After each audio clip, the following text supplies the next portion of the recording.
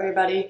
When I was researching about the different emails that you can have, I ended up doing Yahoo versus Gmail.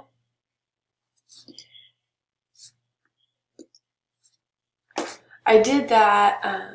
I chose these two for the biggest fact that my Yahoo account is what I use for my personal account, and then my Gmail, I haven't really used that a whole lot.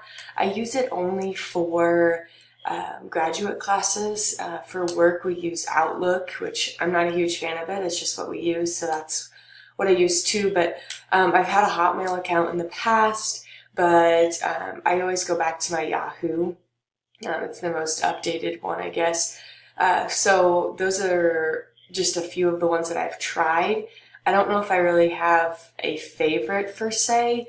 Gmail, like I said, is just for graduate classes, but after doing all of this research, there was so much more that I didn't know about. So some of the pros that I found about the two accounts were Yahoo. You can create folders in order to move your emails to and from and keep them better organized. You can have multiple accounts logged in at once, which is my favorite because my husband and I both use the same desktop computer at home, and he has his account open and I have my account open, because when we have to update passwords and whatnot, I don't have to ever log into his account because it's always there. So that one is my favorite thing, which I know you can do that with Gmail too, but I've never used that feature because my husband doesn't have a Gmail account. One thing about the Yahoo is you can save your own contacts. Some people could think that is a con, but I liked it because they don't automatically save. So if there's people that you didn't want in there, your contact list is not getting full, and adding more and more and more because you have to manually do it yourself. And then also the keyboard shortcuts, which Gmail has those as well, but I guess honestly, when I was going through this, Gmail had a lot more positives than any other account that I had found. But so I just pulled the ones that I liked the best out of Yahoo. Now for Gmail, it has a lot more features. I have a slide coming up here pretty soon that I'll talk about some of my favorite features that it has. The filters, they help get your emails where you want them to go. I liked that feature. It's much like the folders account in Yahoo. Another really big pro for me when it comes to Gmail is the fact that it's linked to Google Drive. So it can go real quick. I can upload really big files and send those off, especially with grad classes. It makes it very convenient.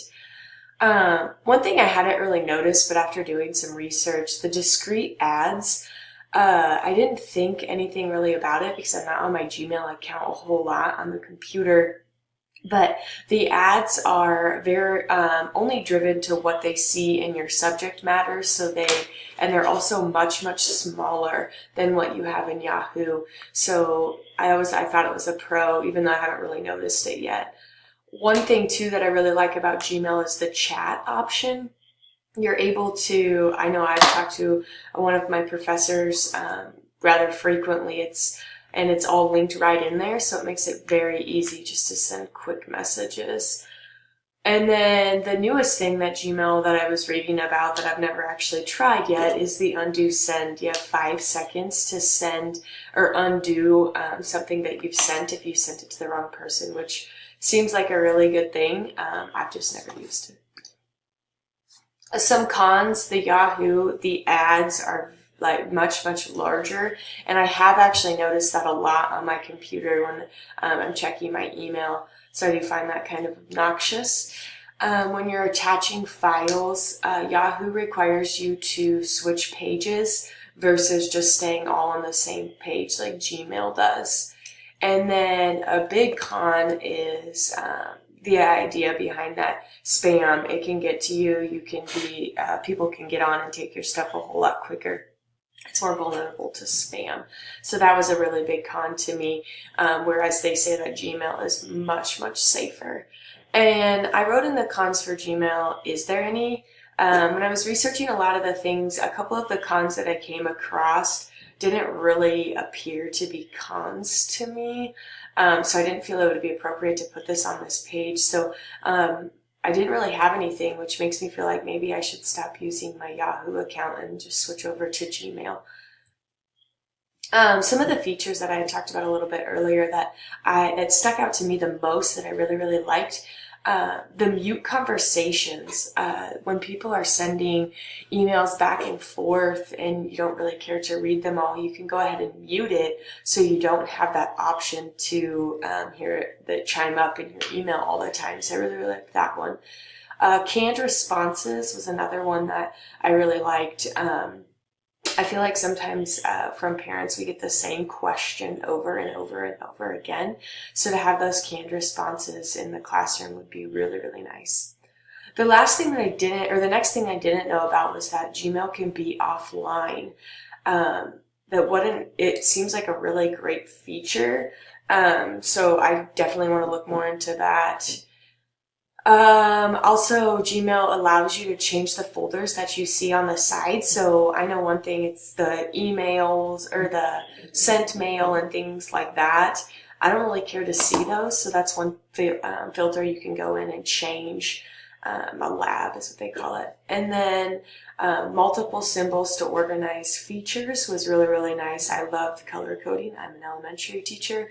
That's the way how we function is bright colors. So I really, really like how you can organize all of those with different colors. And then the next thing is it's linked to the Google Calendar.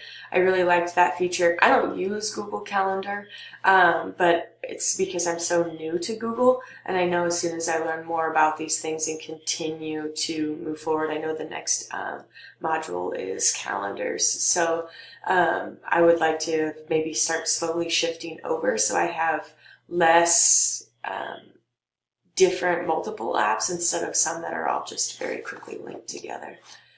The standards that I have linked to this was E3D, Model and Promote Management of Personal Data and Digital Identity, and Protect Student Data Privacy. I picked this standard because the idea behind that Gmail is so safe.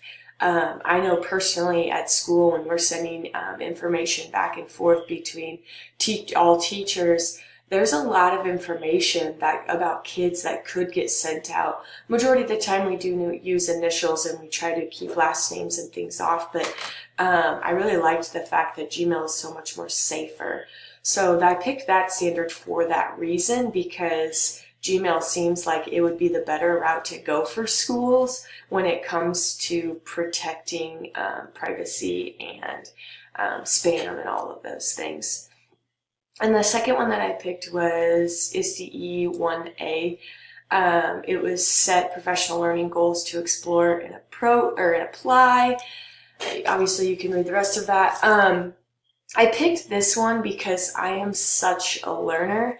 Just when I was going over Gmail, I'm not really familiar with all of it, so I did quite a bit of exploring this past weekend just to figure out what all the really nice features that come along with these things and why they're so different. I just always get the one and I just stick with it, because even though there's some bad things, there's bad things with everything, I feel like, so I've just always stuck with it. So I picked that standard because right now with all Google and Gmail and all of those apps that they have, I'm still learning and exploring and trying to figure out which is the best and why I feel that way.